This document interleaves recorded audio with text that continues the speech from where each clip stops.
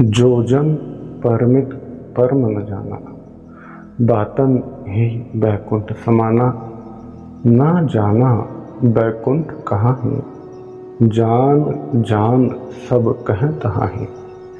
कहन कहावन नह पति अहि है, तो मन माने जा ते हऊ में जई है। जब लग मन बैकुंठ की आस, तब लग होए नहीं चरण निवास। कहो कबीर यह कहिए काहे, साध संगत बैकुंठ आहे। परमितन परमन यो जानाति, स्वयं जल्पनं जगत एव भवति। बैकुंठः कुत्र अस्ति इत न जानामि, प्रिये प्रिये सर्वं तत्रैव अस्ति। न कश्चित् कथनं वा वचनं वा विद्यते। यदि त्वं मम मनसि विश्वासं करोसि, तर्हि अहमेव तत्र अस्मि। यदा अहं बैकुंठस्य आसाम् अनुभवामि, अथ चरण निवास एव न प्रतीयते। कबीरं वद एतत् वद एतत् वद, साध संगत बैकुंठ आहे। जिन्होंने मन की सीमा से परे परमेश्वर को नहीं जाना, वे लोग वाणी, शब्दों और अपने अपने व्याख्यानों से स्वर्ग को पाने की इच्छा करते हैं, अर्थात वे उसे प्राप्त कर सकते हैं सिर्फ अपनी अपनी भ्रांतियों में। जिन्होंने मन की सीमा से परे परमेश्वर को जान लिया, वे प्राणी अपनी वाणी, अपने शब्दों और अपने व्याख्यानों से स्वर्ग पाने की इच्छा नहीं करते हैं, अर्थात उन्होंने शरीर में अविनाशी परमेश्वर को प्राप्त कर लिया। अर्थात वे शरीर में अविनाशी परम सत्ता को प्राप्त कर चुके हैं, वे मुक्त हो गए।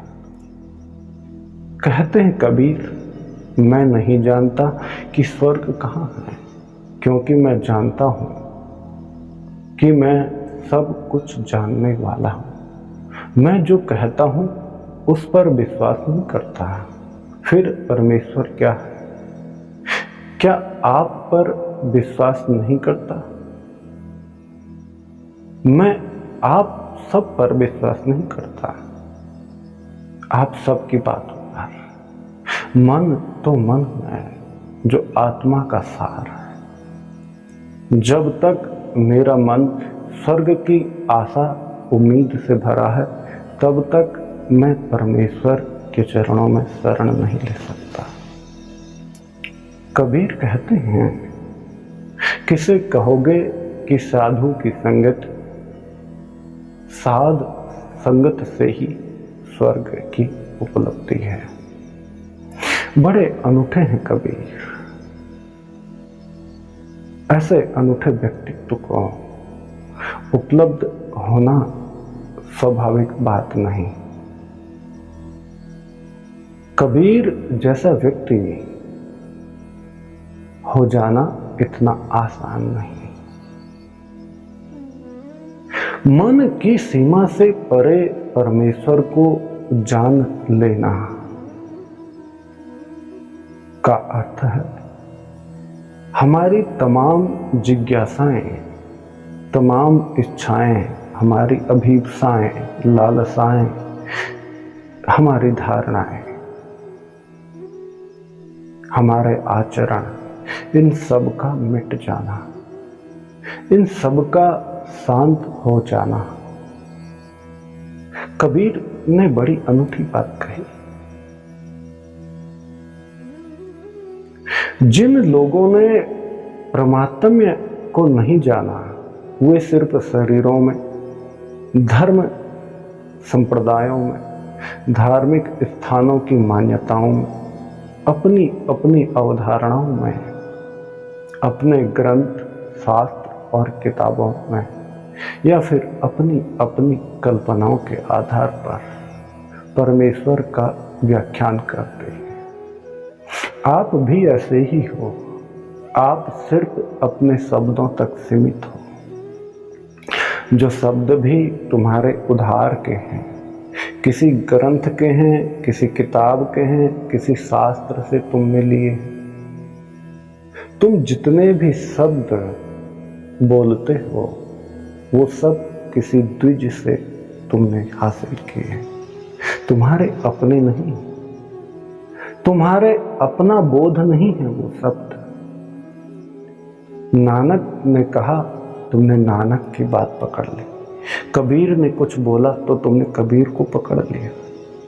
तुम कभी कृष्ण को पकड़ते हो, कभी मोहम्मद को पकड़ते हो, कभी बुद्ध और महावीर को पकड़ते हो।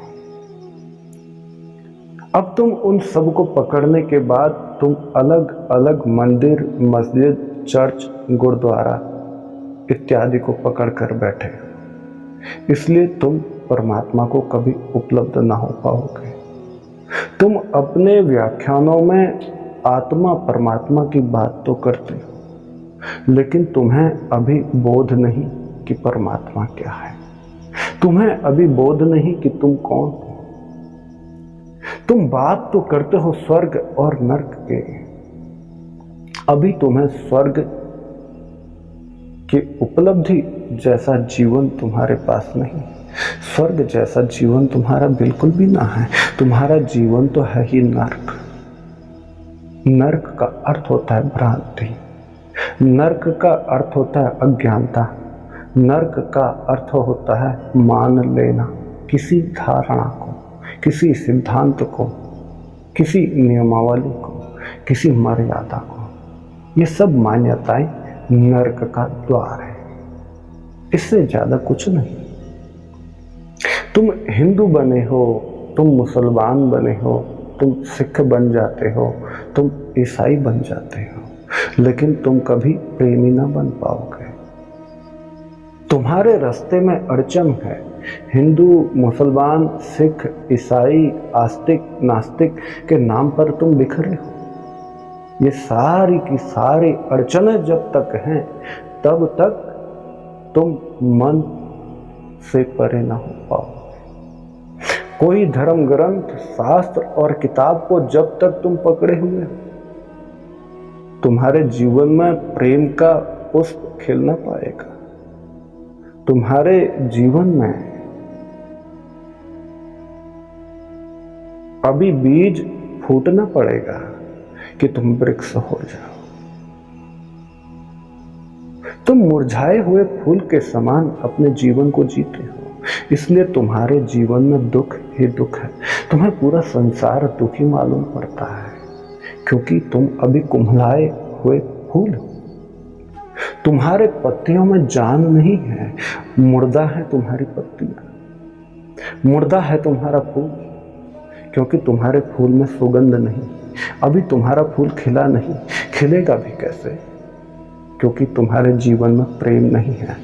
प्रेम इसलिए नहीं है क्योंकि तुम अभी हिंदू, मुसलमान, सिख, ईसाई, आस्तिक और नास्तिक बने हो। जिस दिन तुम ये सब ना बनो, सिर्फ जो हो वही रह जाओ, उसी क्षण मात्र में तुम्हारा पुष्प खिल पड़ेगा, तुम्हारे फूल से सुगंध फूट पड़ेगी। चारों तरफ सुगंध ही सुगंध होगी।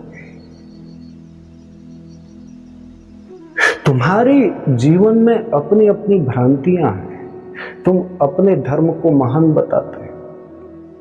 हिंदू अपने धर्म को महान बताएगा, सिख अपने धर्म को महान बताने पर तुला है। मुसलमान कहता है कि उसका धर्म तो अल्लाह का है। ईसाइयों की तो बात ही क्या करूं, वो तो परमेश्वर के बेटे हैं, उनका धर्म तो परमेश्वर ने बनाया। अब यही जो भ्रांति है, यही जो बीमारी है, ये बीमारी तुम्हें सत्य का बोध न करा पाएगी। धर्म तुमने धारण किए हैं, ये अवधारणा है। धर्म का इन अवधारणाओं के धारण करने से कुछ ना लेना देना। धर्म में है स्वीकृति और समर्पण। तुम्हारे जीवन में अभी संदेह नहीं है। तुम बात करते हो परमात्मा की, अभी तुम्हें परमात्मा का कुछ पता नहीं, इसलिए तुम अभी उथले उथले पानी पर तैरने की कोशिश करते हो। अभी नदी में गोता लगाया नहीं कि बात करते हो तैरने की। अभी समंदर में छलांग लगाई नहीं कि बात करते हो महासागर हो जाने की। महासागर तुम होगे कैसे? अभी तुम्हारा मन शांत नहीं है। जिस क्षण में तुम्हारी समस्त अवधारणाएं, जिज्ञासाएं, लालसाएं स्वतः ही शांत हो जाए, उसी क्षण मात्र में तुम्हारे जीवन में परमात्मा ही परमात्मा होता है। तुम्हारा जीवन एक जागरण होता है। तुम्हारी सारी भ्रांतियां नष्ट हो जाती हैं, विलुप्त हो जाती हैं। भ्रांतियों के बोध को ही सत्य कहा जाता है। जिन्होंने अपने मन की सीमा से परे परमेश्वर को जान लिया, वे अपनी वाणी से स्वर्ग को पाने की इच्छा नहीं करते। तुम करोगे भी कैसे? तुम अपने मन से भी परे हो गए। मन तो लालसाओं का एक भवंडर है, एक ऐसा भंवरा जिसमें लालसा ही लालसाएं हैं, जिज्ञासा ही जिज्ञासा है। एक ऐसा भंवर जाल है तुम्हारा मन। इस मन में आकर्षण ही आकर्षण है, कभी पुत्र के लिए, कभी पुत्री के लिए, कभी गुरु के लिए तो कभी शिष्य के लिए, कभी राष्ट्र के लिए तो कभी राज्य के लिए, कभी अपनी सत्ता के लिए तो कभी अपने परिवार के लिए। कोई सन्यासी बना फिरा है तो कोई ग्रस्त, लेकिन सारी लालसाएं मन को एक भंवर जाल में उलझा देती हैं। जिस क्षण मात्र में यह भंवर तुम्हारा उघड़ जाए, तुम पाओगे कि तुम महासागर हो गए। अब तुम्हारा जीवन ही स्वर्ग हो गया। स्वर्ग को पाओगे कैसे? तुम्हारा जीवन ही स्वर्ग है। पूरा अस्तित्व ही तुम्हारे लिए स्वर्ग हो जाता है, क्योंकि तुम मन की सीमाओं से परे उपलब्ध हो गए। उस गहन अभिप्सा की छलांग से तुम्हारा जीवन स्वर्ग हो जाता है। तुम्हारे शरीर के भीतर जो मौजूद वो परमात्मा है, तुम उसको उपलब्ध हो गए। परमात्मा को तुम किसी मंदिर, मस्जिद, चर्च, गुरुद्वारा में मत ढूंढना, वहां तो बेईमान ही बेईमान। तुम्हारे धार्मिक स्थानों पर तो चोर, लुच्चे, लफंगे हैं, क्योंकि वहां पर परमात्मा के नाम पर व्यापार ही व्यापार है। जहां व्यापार होगा वहां प्रेम न मिलेगा, वहां राजनीति और कूटनीति मिलती है। अपने अपने धर्म की भीड़ बढ़ाने पर तुम लगे हो। क्या धर्म की कोई भीड़ होती है? धर्म स्वयं से जन्म लेता है। धर्म में तुम जन्मते नहीं, जबकि धर्म तुमसे स्वयं जन्म लेता है। जो तुम्हारे भीतर वो परमेश्वर है, वो परमात्मा है। तुम उसके बोध को उपलब्ध हो जाते हो, तुम स्वयं परमात्मा हो जाते हो। अब तुम्हारे जीवन में जितने भी बंधन हैं, जितनी अभिप्साएं हैं, जितनी लालसाएं, जिज्ञासाएं, तुम्हारी अवधारणाएं हैं, तुम्हारे गांठ, तुम्हारे खूंटे से तुम बंधे हो उस पशु की भांति।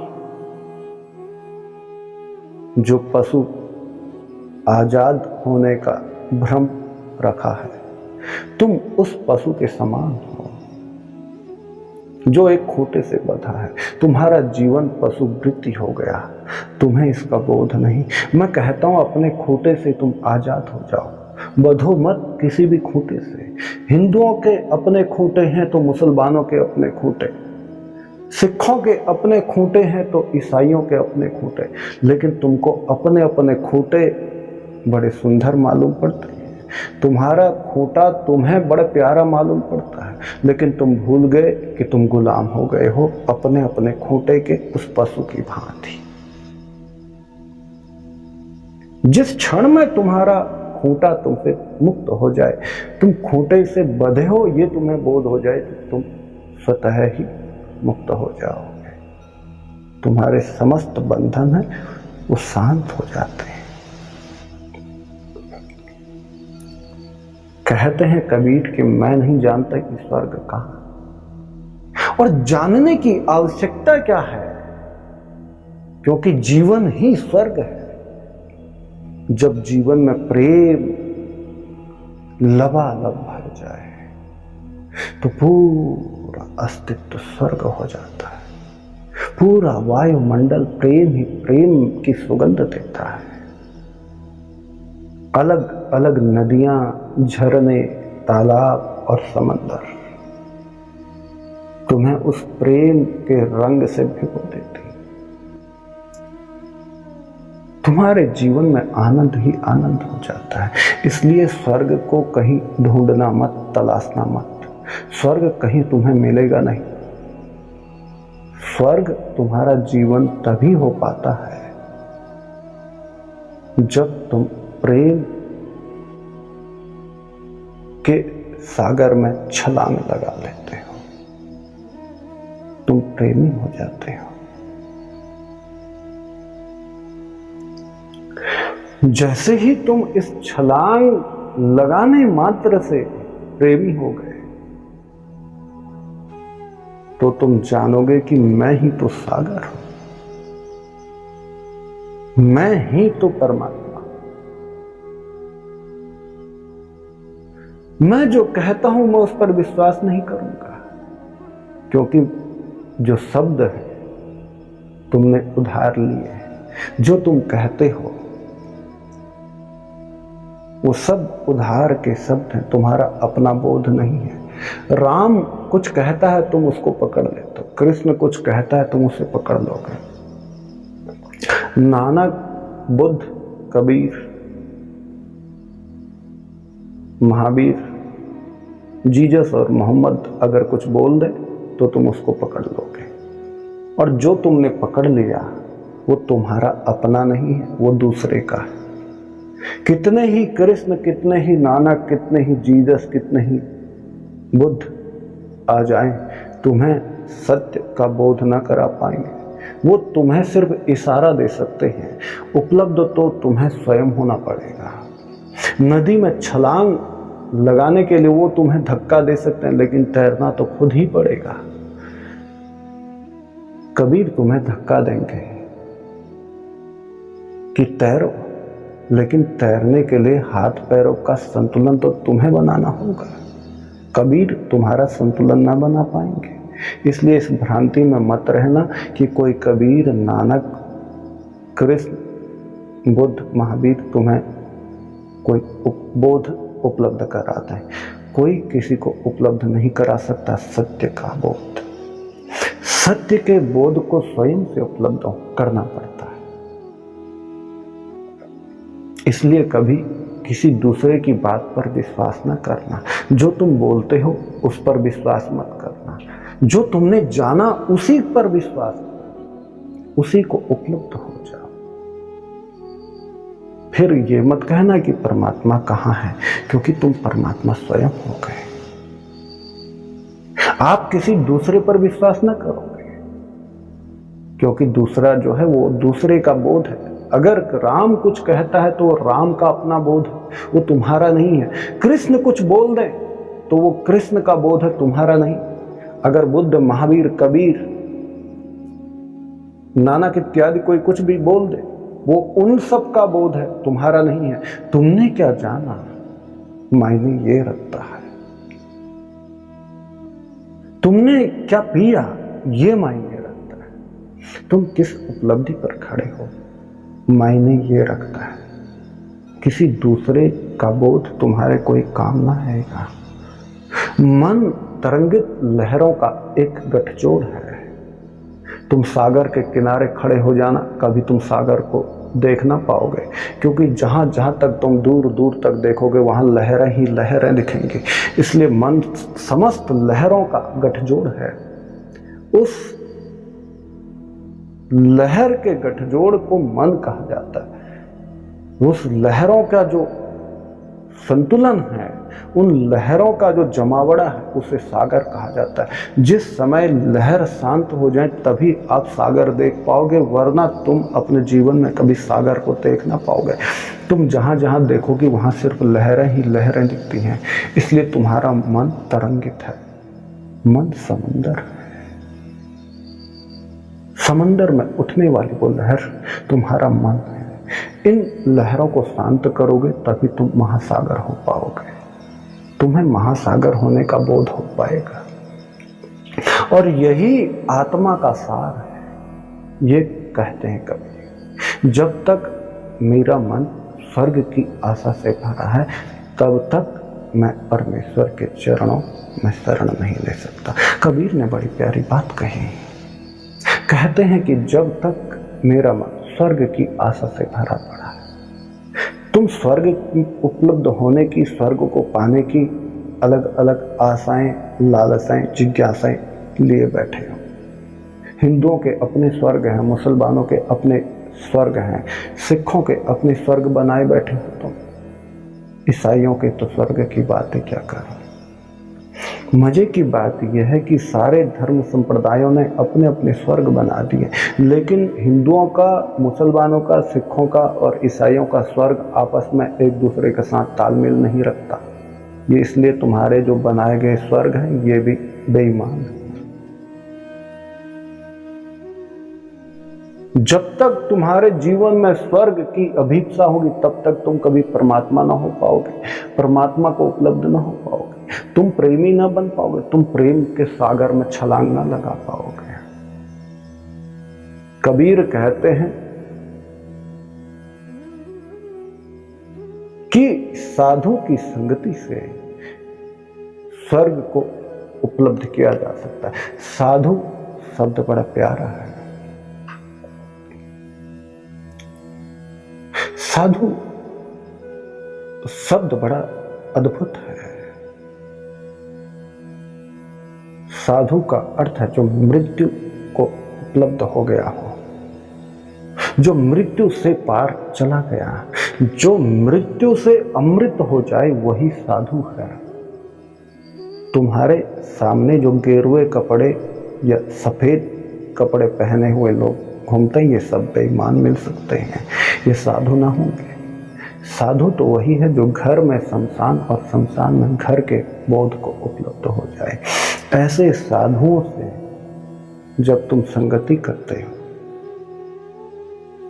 उनके जैसा आचरण तुम्हारे जीवन में हो, तो तुम्हारे जीवन में कोई दुख ना होगा, कोई कलेश ना होगी, कोई रोगणता ना होगी, तुम बीमार ना हो पाओगे, तुम्हारा फूल मुरझाएगा नहीं, तुम्हारा फूल खिल उठेगा।